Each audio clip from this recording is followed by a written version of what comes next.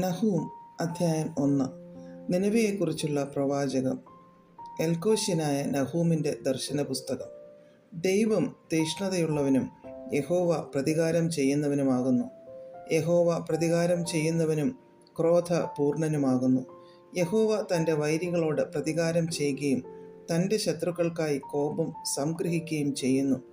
യഹോവ ദീർഘക്ഷമയും മഹാശക്തിയുമുള്ളവൻ. അവൻ ഒരിക്കലും ശിക്ഷിക്കാതെ വിടുകയില്ല. യഹോവയുടെ വഴി ചുഴലിക്കാറ്റിലും കൊടുങ്കാറ്റിലുമുണ്ട്. മേഘം അവൻ്റെ കാൽക്കീഴിലെ പൊടിയാകുന്നു. അവൻ സമുദ്രത്തെ ഭത്സിച്ചു വറ്റിക്കുകയും സകല നദികളെയും വരട്ടിക്കളയുകയും ചെയ്യുന്നു. ബാശാനും കർമ്മേലും വരളുന്നു. ലെബാനോൻ്റെ പുഷ്പം വാടിപ്പോകുന്നു. അവൻ്റെ മുമ്പിൽ പർവ്വതങ്ങൾ കുലുങ്ങുന്നു, കുന്നുകൾ ഉരുകിപ്പോകുന്നു. അവൻ്റെ സന്നിധിയിൽ ഭൂമി ഞെട്ടിപ്പോകുന്നു, മഹീതലവും അതിലെ സകല നിവാസികളും തന്നെ. അവൻ്റെ ക്രോധത്തിൻ മുൻപിൽ ആർ നിൽക്കും? അവൻ്റെ ഉഗ്രകോപത്തിങ്കൽ ആർ നിവർന്നു നിൽക്കും? അവൻ്റെ ക്രോധം തീ പോലെ ചൊരിയുന്നു, പാറകൾ അവനാൽ പിളർന്നു പോകുന്നു. യഹോവ നല്ലവനും കഷ്ടദിവസത്തിൽ ശരണവുമാകുന്നു. തങ്കൽ ആശ്രയിക്കുന്നവരെ അവൻ അറിയുന്നു.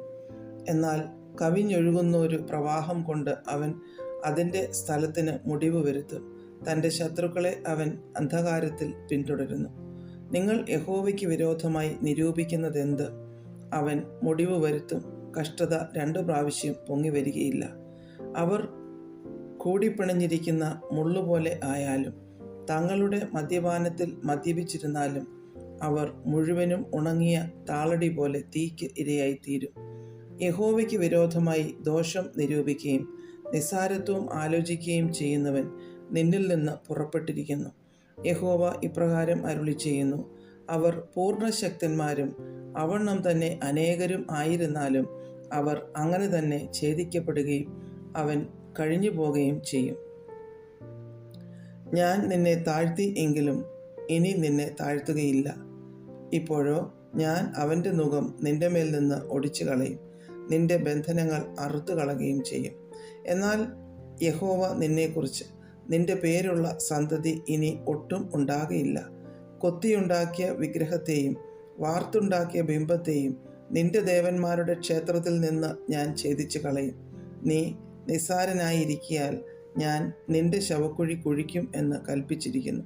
ഇതാ, പർവ്വതങ്ങളിന്മേൽ സുവാർത്താദൂതനായി സമാധാനം ഘോഷിക്കുന്നവൻ്റെ കാൽ.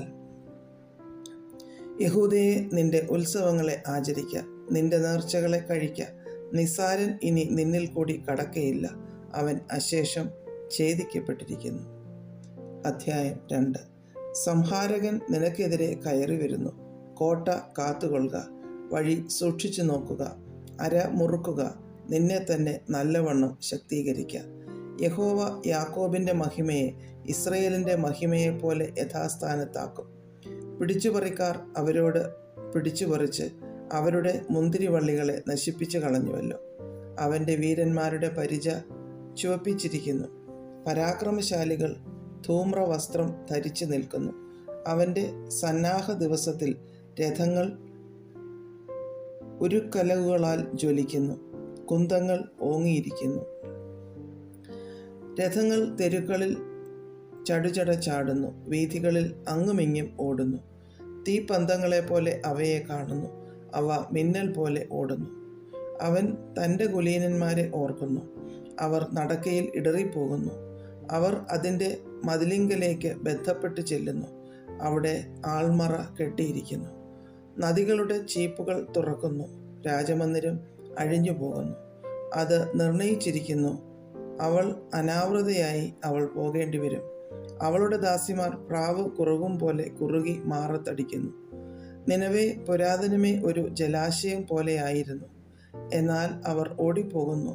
നിൽപ്പിൻ, നിൽപ്പിൻ, ആരും തിരിഞ്ഞു നോക്കുന്നില്ലതാനും. വെള്ളി കൊള്ളയിടുവിൻ, പൊന്ന് കൊള്ളയിടുവിൻ, വീട്ടുസാമാനത്തിന് കണക്കില്ല. സകലവിധ മനോഹര വസ്തുക്കളായ സമ്പത്തുമുണ്ട്. അവൾ പാഴും വെറുമയും ശൂന്യവുമായിരിക്കുന്നു. ഹൃദയം ഉരുകിപ്പോകുന്നു, മുഴങ്കാൽ ആടുന്നു.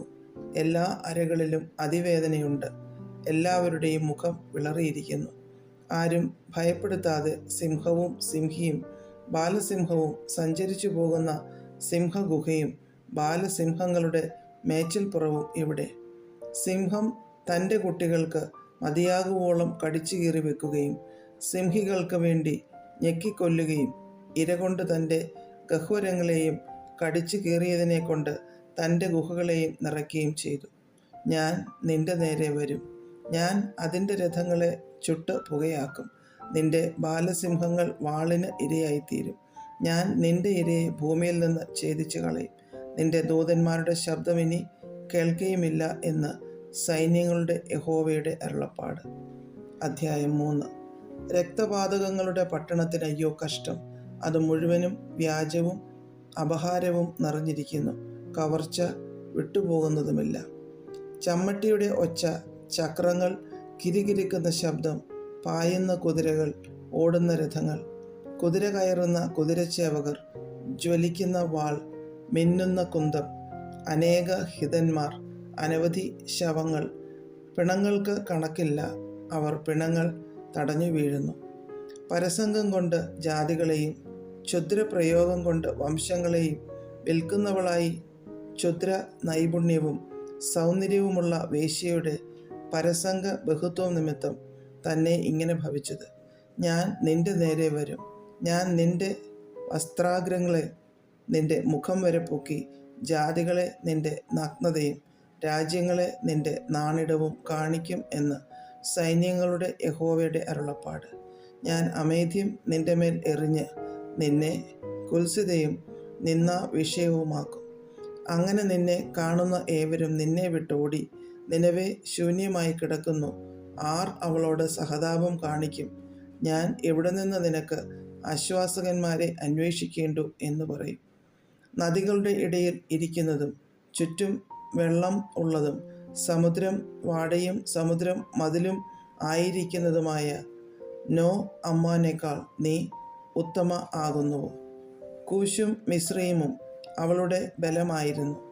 അത് സീമയില്ലാത്തതായിരുന്നു.